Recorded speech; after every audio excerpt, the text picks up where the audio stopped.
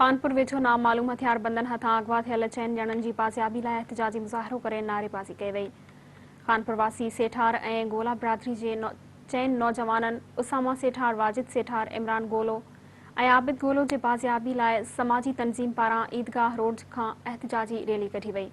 Rally में समाजी तंज़ीम खां अलावा शहर जे सियासी, समाजी ऐं सिविल सोसाइटी जे माण्हुनि शिरकत कई। रैली शहर जे मुख़्तलिफ़ रस्तनि खां थींदे प्रेस क्लब खानपुर पहुती। महनाज़ महर, कॉमरेड इमदाद अली महर, इस्माइल पहोड़ ऐं ॿियनि मीडिया ॾों दाहींदे चयो त खानपुर तालके में फुड़ लुट ऐं अगवा जूं वारदातूं मामूल बणिजी वियूं आहिनि। पुलिस अमन अमान कराइण में नाकाम थी चुकी आहे। को बि माण्हू महफ़ूज़ न आहे। हुननि चयो त 2 हफ़्ता गुज़री विया आहिनि। खानपुर जे अगवा थियल नौजवाननि जे घरनि में रोज़ राड़ो मतल आहे, पर पुलिस नौजवाननि खे बाज़ियाब न कराए सघी आहे। एहतिजाज कंदड़नि इंतिज़ामिया, चूंडियल नुमाइंदनि ऐं आला अख़्तियारनि खां नौजवाननि जी जल्द बाज़ियाबी जो मुतालबो कयो आहे।